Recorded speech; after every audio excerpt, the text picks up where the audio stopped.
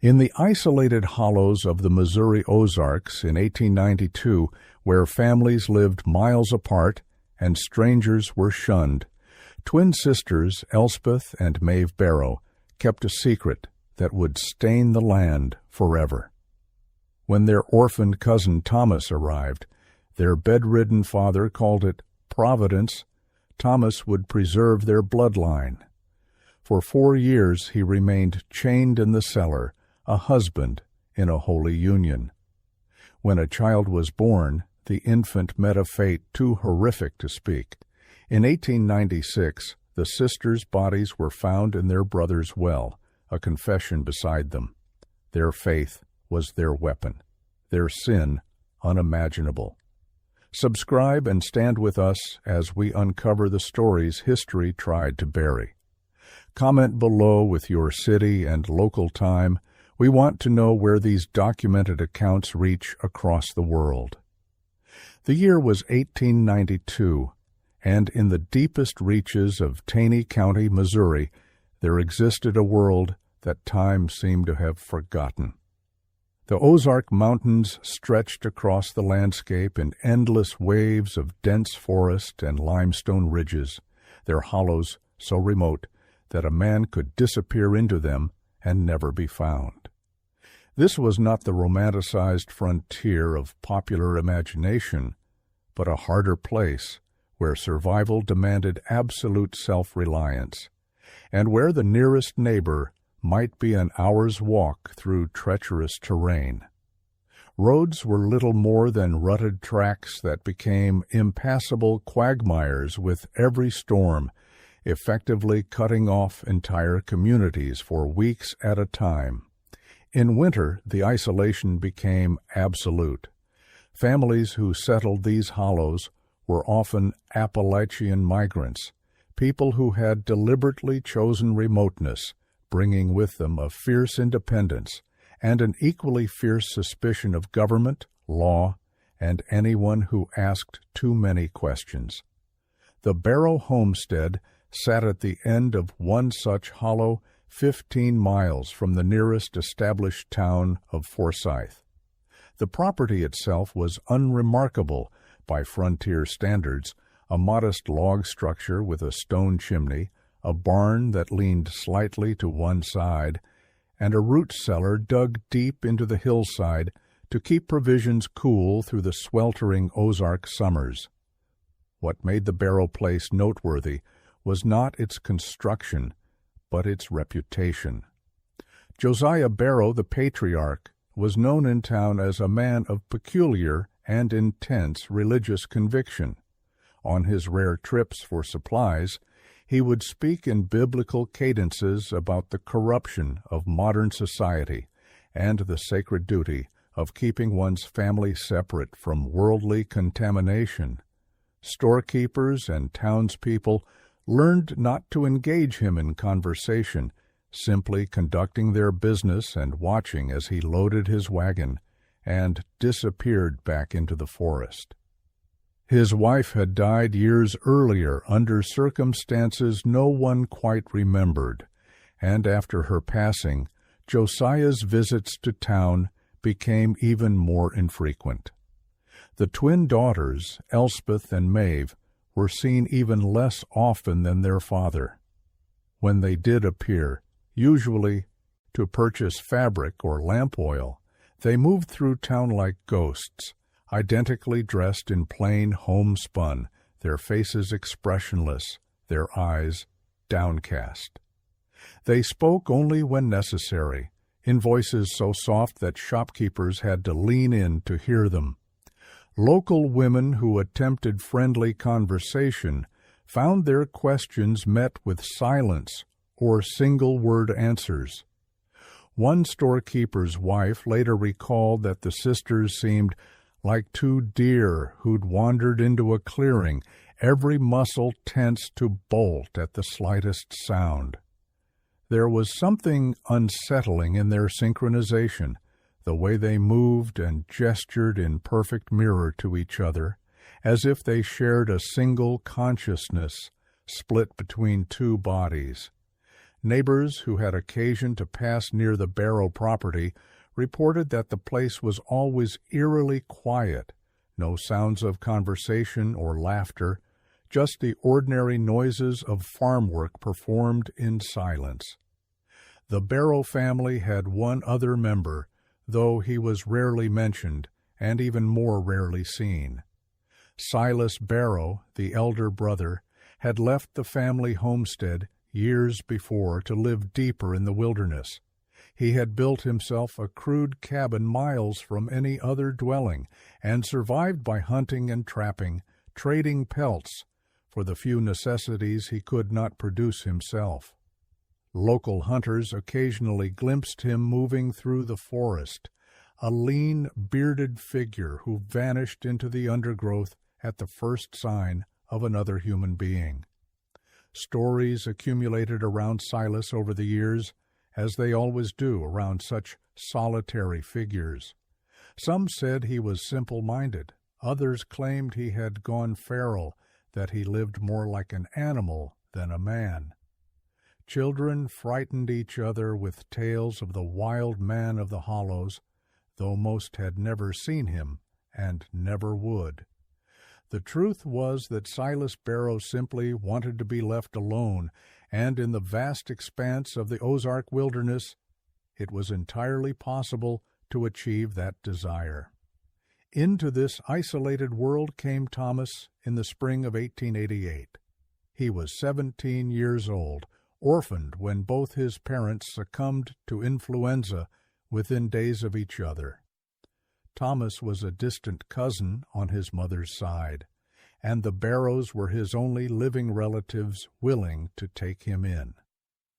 For a few months that year, Thomas was occasionally seen accompanying the sisters on their infrequent trips to town.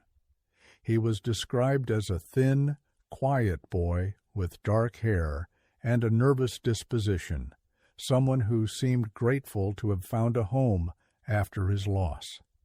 He helped load supplies into the wagon and stood slightly apart from the twins, as if uncertain of his place in this strange new family. Then, as autumn arrived and the leaves began to turn, Thomas stopped appearing. When the storekeeper's wife asked after him during the sisters' next visit, Maeve, or perhaps it was Elspeth, no one could ever tell them apart, answered that Thomas had grown restless and left to seek work in Springfield or perhaps Kansas City. It was a common enough story in those times. Young men frequently left rural areas for the promise of wages in growing cities. No one thought to question it further. But inside the Barrow homestead, a different reality had taken hold. Josiah Barrow, bedridden by a stroke that had left him partially paralyzed but his mind still active in its twisted way, had called his daughters to his bedside soon after Thomas's arrival. In a voice that trembled with what he believed was divine inspiration, he told them that Providence had sent the boy to them. Their family line was pure, untainted by the moral degradation that infected the outside world, and it was their sacred duty to keep it so. Thomas, he declared, was meant to be their husband, not in the legal sense, which would require the involvement of worldly authorities they despised, but in the spiritual sense that mattered to God. The twins, who had known no authority but their father's their entire lives, who had been raised on his particular doctrine of familial sanctity and separation, accepted this pronouncement without question. What they did next would remain hidden for years, a secret buried as deeply as the root cellar where they kept their cousin chained. 4 years passed in silence. It was now 1896, and Sheriff Reuben Galloway sat in his office in Forsyth, reading a letter that had arrived by post from Illinois. The handwriting was careful and educated, belonging to a woman named Martha Hendricks, who identified herself as the aunt of Thomas. the boy who had gone to live with his Barrow cousins 8 years prior. She had written several letters to Thomas over the years, she explained, care of General Delivery in Forsyth, but none had ever been answered. She understood that young men often neglected correspondence, but something troubled her about the absolute silence. Would the sheriff be so kind as to inquire after her nephew's welfare? Galloway folded the letter and looked out his window at the town square, where farmers were loading wagons and women were shopping for dry goods. He was 58 years old, a former Union Army tracker who had seen more than his share of violence during the war, and had come to the Ozarks afterward, seeking peace. He had served as sheriff for nearly 15 years, a position that mostly involved settling property disputes, tracking down the occasional horse thief, and turning a deliberate blind eye to the moonshine operations that everyone knew existed in the remote hollows.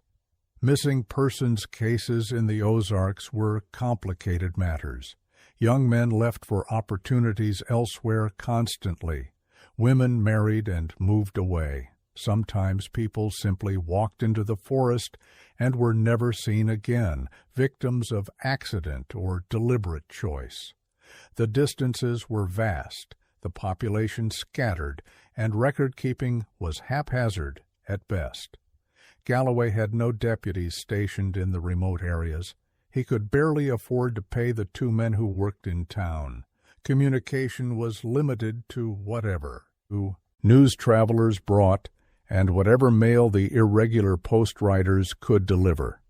A man could commit murder in one hollow, and no one in the next hollow would hear of it for months, if ever. This was the reality of rural law enforcement in 1896, and Galloway understood that his authority extended only as far as the communities were willing to recognize it. In places like the deep hollows where the Barrows lived, that recognition was minimal at best. Still, the letter from Illinois nagged at him. Galloway was methodical by nature, a quality that had kept him alive during the war and served him well as a lawman. He made inquiries in town first, asking storekeepers and locals if they remembered the boy. A few did, a quiet youth who had come to live with the Barrow sisters. But no one could recall seeing him after that first autumn. The general consensus was that he had left for the city, though no one could say for certain. The storekeeper's wife mentioned that she had asked after him once and been told he had gone to seek work. It seemed plausible enough. Galloway decided he would ride out to the Barrow place himself, ask a few questions, and hopefully write back to the concerned aunt with some definitive information. The ride took most of a day. Galloway followed the main road south for several miles before turning onto a narrow track that wound through increasingly dense forest. The path was barely maintained, overgrown with brush that scraped against his horse's flanks. He passed 2 other homesteads on the way, stopping at each to ask if the occupants had seen the Barrow boy in recent years. Both families gave him the same tight-lipped response. They kept to themselves and expected others to do the same. One farmer, standing in his doorway with his rifle prominently displayed, made it clear that the sheriff's presence was not welcome and that whatever business the Barrows conducted was their own affair.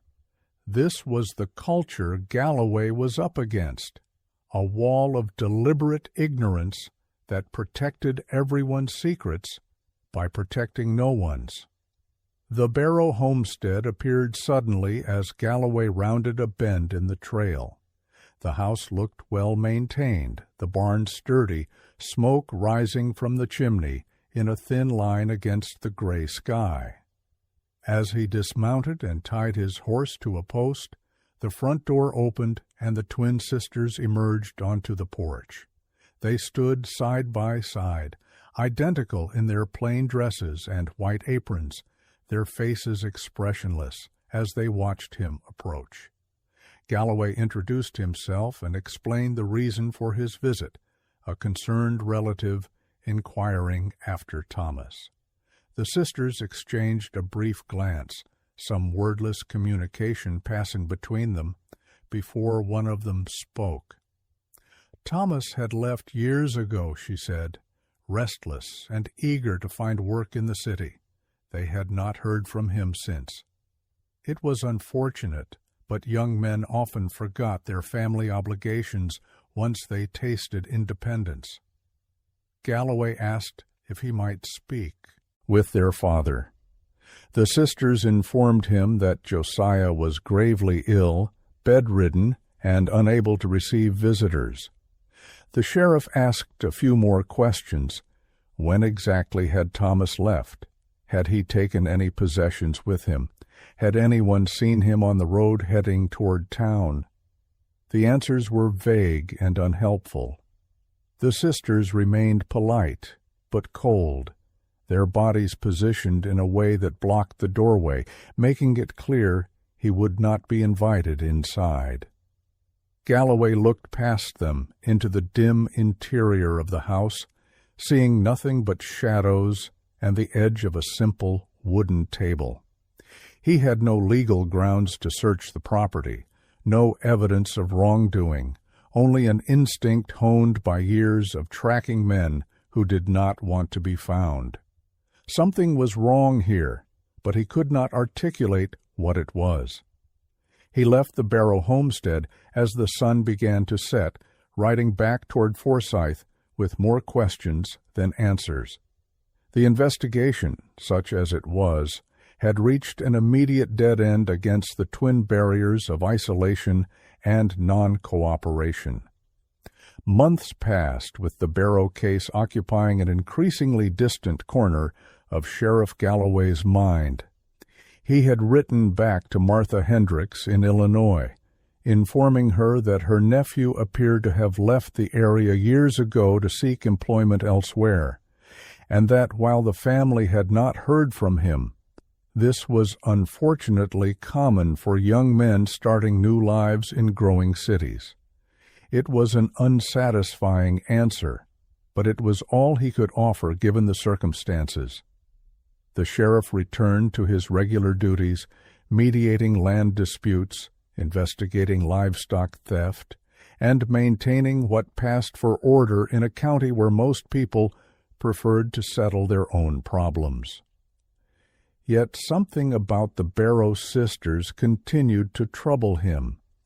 He found himself thinking about the way they had stood on that porch, two identical figures blocking the doorway like sentinels guarding a tomb.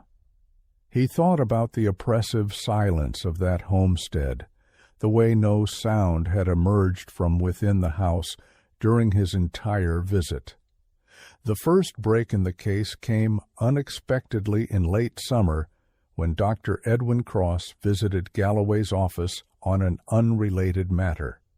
Cross was an older man who had practiced medicine in Taney County for over 30 years, riding out to remote homesteads to deliver babies and treat injuries that would otherwise go untended. After their business was concluded, Cross lingered at the door, clearly wrestling with something. Finally, he asked if the sheriff was still inquiring about the Barrow family. Galloway straightened in his chair, suddenly attentive. Cross closed the door and sat back down, his voice dropping to barely above a whisper, despite the fact that they were alone.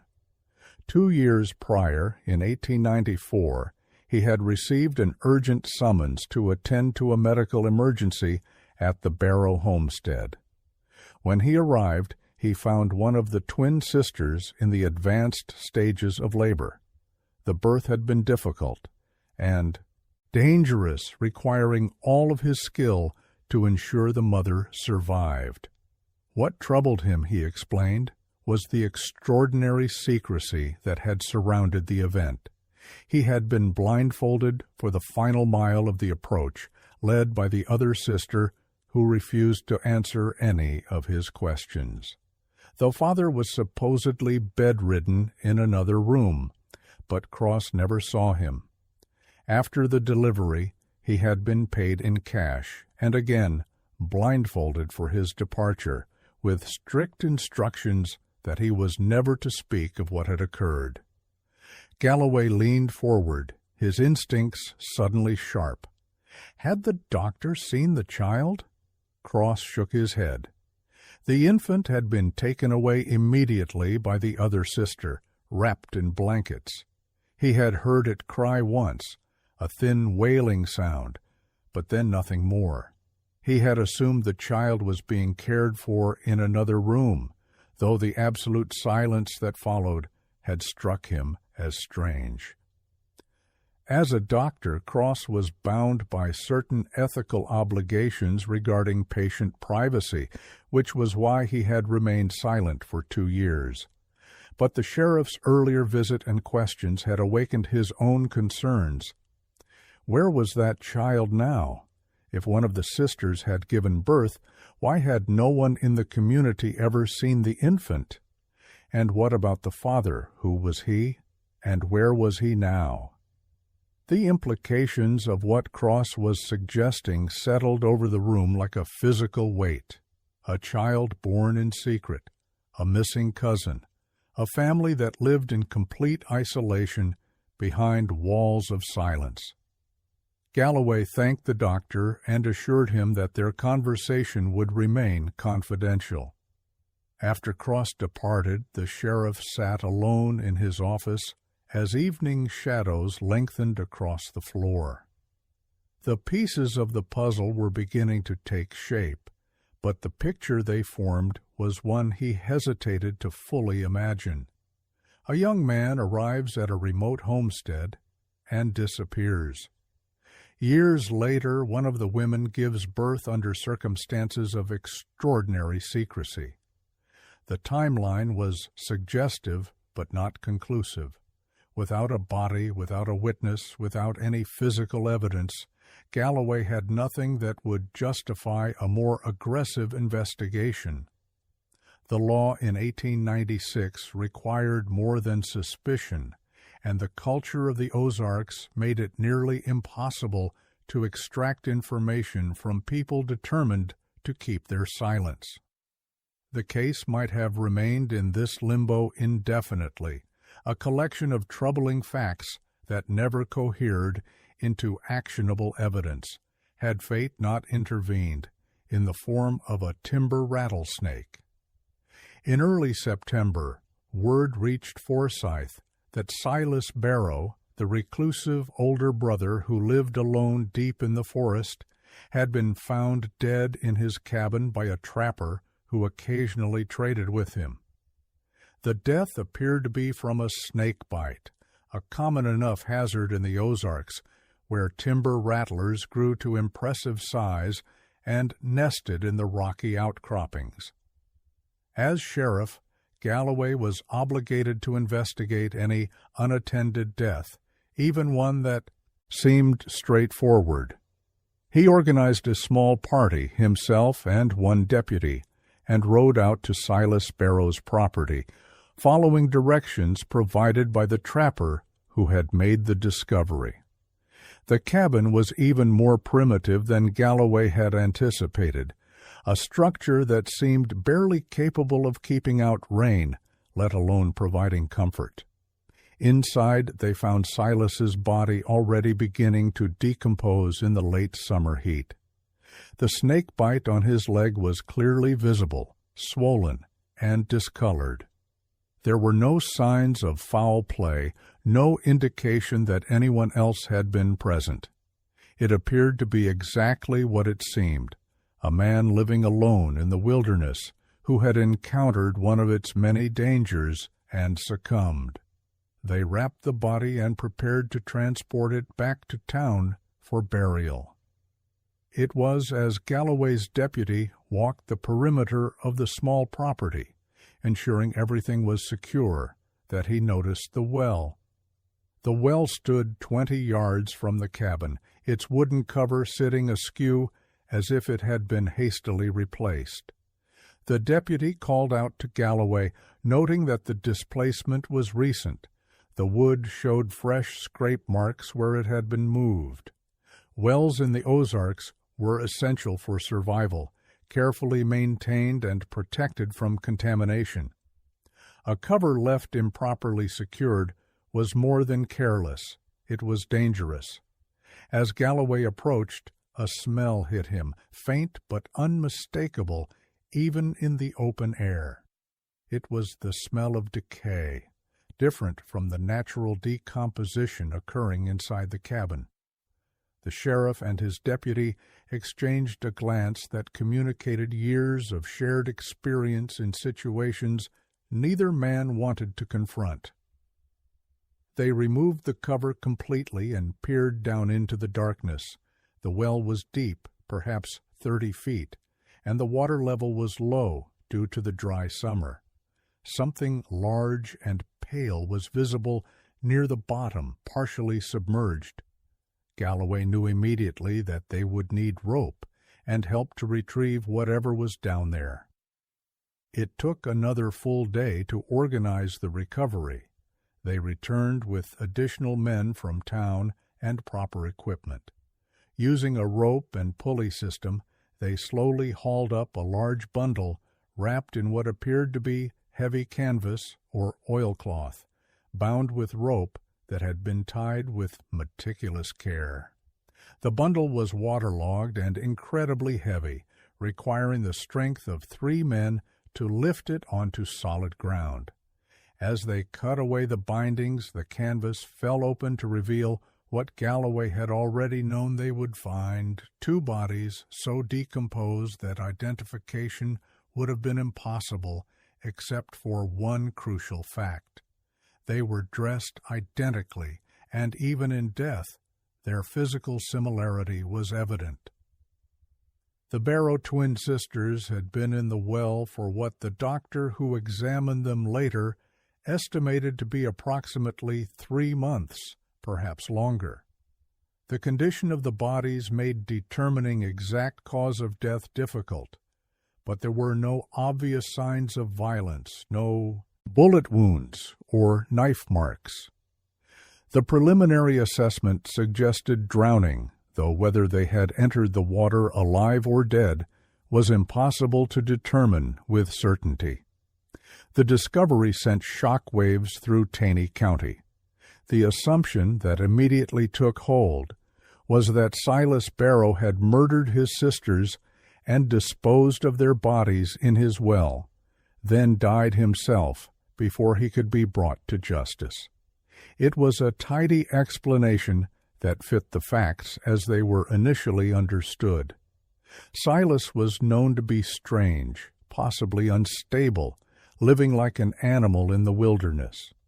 Perhaps he had harbored resentment against his family, or perhaps some argument had escalated into violence. The community, always eager to explain away darkness with the simplest available narrative, quickly embraced this version of events. But as the recovery continued, as the men worked to ensure nothing else remained in the well, one of them felt something solid that was not stone or mud. Using a long hooked pole, he snagged it and carefully drew it to the surface. It was a smaller package, also wrapped in oilcloth and sealed with wax, clearly designed to keep water out. This package was no larger than a book, rectangular and flat. When Galloway carefully opened it back at his office, he found himself holding a thick sheaf of papers covered in careful, feminine handwriting. The letter began without preamble or explanation of its intended audience, as if the writer assumed that whoever found it would already understand the context. Sheriff Galloway carried the pages to the window, where the afternoon light was strongest, and began to read. What unfolded over the next hour was a confession that transformed the entire case from a simple murder into something far more disturbing. The handwriting was steady and clear, suggesting the letter had been composed over time with considerable thought, rather than written in a moment of panic or desperation. The author, she identified herself as Maeve Barrow in the opening lines, began by stating that by the time anyone read these words, she and her sister would be dead by their own choice, and that this account was necessary so that the truth would not die with them. She wrote about their father, Josiah, and the religious doctrine he had developed over years of isolation, a belief system that held their family as chosen, sanctified, and required to remain pure from the corruption of the outside world. She described how after their mother's death, this doctrine had intensified into something approaching madness, though at the time they had accepted it as divine truth. When their cousin Thomas arrived, orphaned and vulnerable, their father had called them to his bedside and delivered what he presented as a revelation from God. Thomas was Providence's answer to their need to continue the family line without introducing tainted blood from the sinful world beyond their hollow. He was to be their husband in the eyes of God, even if the law of men would not recognize it. Maeve wrote that they had not questioned this command because they had been raised to never question their father's interpretation of God's will. The letter detailed what followed with a clinical precision that made it even more horrifying. Thomas had been confined to the root cellar, chained to prevent his escape. They had taken turns bringing him food and water and subjecting him to what they had been taught to believe was a sacred duty rather than a crime. Maeve's letter continued with the account of her pregnancy, which she described as confirmation that they were fulfilling God's plan. The child was born in 1894 with the assistance of Dr. Cross, though the sisters had ensured he saw as little as possible. What Maeve wrote next represented the darkest turn in an already horrifying narrative. The infant had been born with severe physical deformities. She did not specify the exact nature, but wrote that they immediately recognized these abnormalities as a sign that something had gone terribly wrong. In their distorted worldview, shaped entirely by their father's teachings and their own isolation from any contradicting perspective, they interpreted the child's condition as evidence of demonic interference. They became convinced that their brother Silas, whom they had always regarded with a mixture of fear and suspicion, had somehow tainted the sanctity of their mission. Silas represented the wilderness, the untamed and ungodly, and they believed his very existence in proximity to their homestead had allowed evil to corrupt what should have been a pure and holy act. The letter described what happened to the infant with a matter-of-fact tone that was perhaps more chilling than any emotional language could have been. They had performed what they called a purification ritual, taking the child deep into the forest to a place they considered sacred and ending its life. Maeve wrote that they had believed this was an act of mercy, preventing a demon-touched creature from living in a world where it would only suffer and spread corruption. They buried the small body in an unmarked location that she did not specify, returning home with the conviction that they had done what was necessary. Thomas, who had witnessed or learned of what happened to the child he had fathered, had stopped eating and speaking. Within weeks, Maeve wrote, he had simply died, whether from despair, illness, or deliberate self-starvation, she could not say. They had buried him in the same forest, in a grave they would take to their own graves. The final portion of the letter detailed the psychological deterioration that followed these events. Their father, Josiah, had died in his bed perhaps 6 months after the infant's death, though the sisters had not reported it to any authority. They had simply buried him on the property and continued living as if nothing had changed. But everything had changed. Maeve wrote that they had begun to see signs that Silas knew what they had done. They noticed him watching their homestead from the tree line at dusk. They found animal bones arranged in patterns outside their door, which they interpreted as symbols of judgment and curse. Whether Silas actually did these things or whether the sisters were descending into paranoid delusion was unclear from the letter itself, but their fear of their brother had become absolute and consuming. They became convinced he was not entirely human, that he was some kind of supernatural agent sent to punish them for a transgression they could not identify after all. In their minds, they had only followed their father's commands and done what God required of them. The letter's final paragraphs explain their decision to end their own lives. They could not continue living under the weight of Silas's judgment, under the gaze of what they now believed was a demonic presence. They had walked to his property while he was away hunting, knowing where he kept his spare key. They had written this confession and sealed it carefully, then climbed into the well. Maeve's last sentences were a prayer, asking for forgiveness and understanding, insisting that they had always tried to do what was right according to the only truth they had ever been taught. The letter ended mid-sentence, as if the writer had been unable to complete her final thought. Sheriff Galloway set the pages down on his desk as the sun set outside his window, casting the room into shadow. He sat in darkness for a long time before lighting the lamp. The case was solved, but there was no satisfaction in the solution, no justice to be served. Everyone involved was dead. The perpetrators, their father, who had engineered the horror, and the victims who had suffered in the root cellar and the forest. Thomas's body was somewhere in the wilderness, along with the infant's, both graves unmarked and likely impossible to locate in the vast expanse of the Ozarks.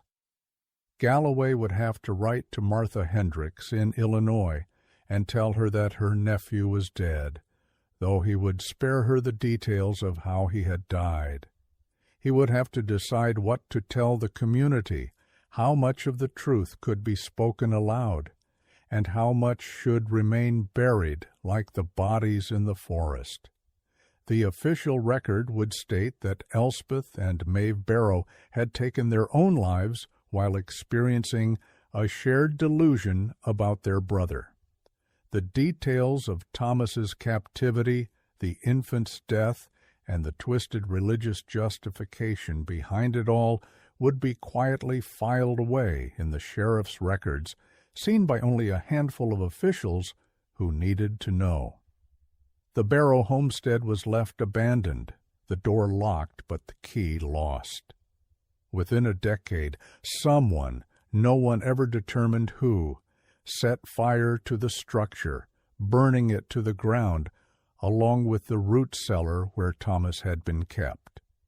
The land itself became a place locals avoided, not because they knew the full truth, but because enough whispered rumors had circulated to mark it as cursed ground.